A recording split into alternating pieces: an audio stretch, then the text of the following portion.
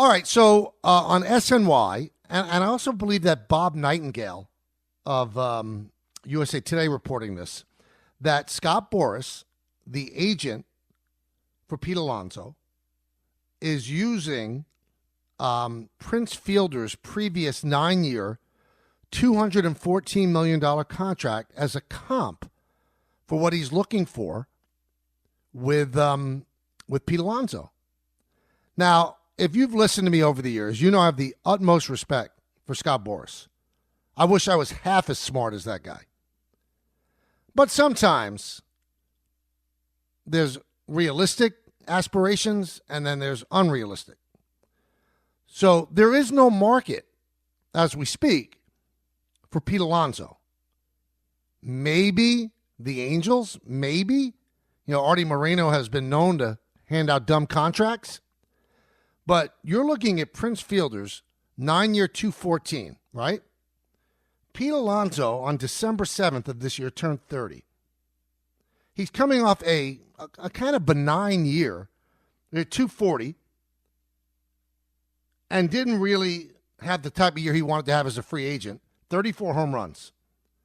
He had a WAR of 2.6. Now, I think that Pete has always dreamed that he was going to get a contract like Aaron Judge. Aaron Judge had a WAR last year of over 10. Pete Alonso's a nice player and can hit home runs. But if Scott Boras thinks in any part of this world that he's going to get a 9-year deal for a 30-year-old first baseman who doesn't exactly have the type of body that you think is going to age beautifully, he's out of it. There's no way he's going to get a 9-year contract. I think the best chance for Pete Alonso is to re-sign with the Mets. Now, the Mets, before Alonso fired his agent to hire Boras, had offered a 7-year, $158 million deal. I don't think that's happening. That's not going to be on the table. And I keep hearing, well, you know, he's a homegrown Met. The fans love him. So what? So what? So what that they love him? That doesn't mean you overpay for him. And I'm sure that Pete wants to stay with the Mets. But you've got to recalibrate your expectations. That money's not out there. Look at the contract that Freddie Freeman, who's a much better player than Pete. Look at what he signed with the Dodgers. First basemen don't get a lot of money for some reason. It's not a position where they are really going to flex and say, you know what, we're going to go beyond what we really feel comfortable with. You know, there's rumors out there, we mentioned this yesterday as well, that the Mets had floated a 3-year, $90 million deal. And by the way, I think they're nuts for going that high. $30 million?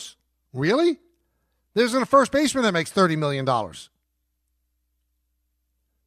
If that offer ever existed by David Stearns and Steve Cohen, and Pete didn't take it, he's out of his mind.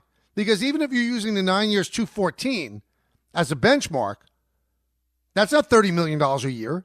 $30 million a year would be $270 for 9 years. Now, I know you want length. I understand that.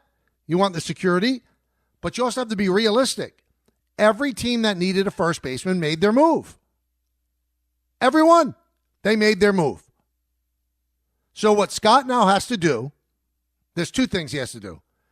He has to play to the heartstrings of Steve Cohen and say your fan base loves him, and also you can't just get Soto and then leave him naked in the lineup without anybody else to help.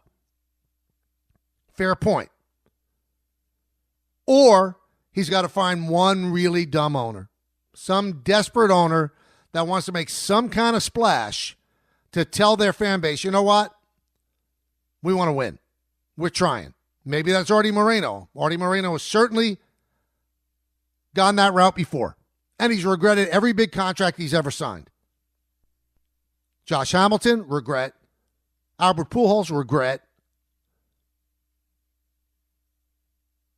Rendon, ultimate regret. None of his long-term contracts works out. None of them. Look at the Pujols contract. It was an albatross. They ended up getting rid of him. And then he had a renaissance when he returned to the Cardinals. You think that Artie Moreno is giving Pete Alonso a 9-year deal at the age of 30? Every long-term contract he's ever signed has been brutal. Sometimes you have to learn from your mistakes, right? And, dirty little secret. Prince Fielder was better than Pete Alonso. And that was a different time and a different place. Front offices are so savvy now that they put valuations on people and they put valuations on positions. They're not putting that kind of valuation on a first baseman. Jose Abreu signed a 3-year, $60 million deal with the Astros. They released him in the middle of the second year. So they made their move already to get a first baseman. The Yankees made their move to get a first baseman. Let me tell you a little secret, everybody. It was out there in the media. Now, the Yankees are considering Pete Alonso. They never considered Pete Alonso. Ever. There was no way the Yankees were signing Pete Alonso. Ever. Now, it behooves the people around Alonso to make people in Major League Baseball think that the Yankees were in on it. They were never in on it. Ever. And they needed a first baseman. But they were never in on it. He didn't fit the profile. They want to keep first base open if and when it's time to move Aaron Judge to first base. So you're going to sign a long-term contract with Pete Alonso?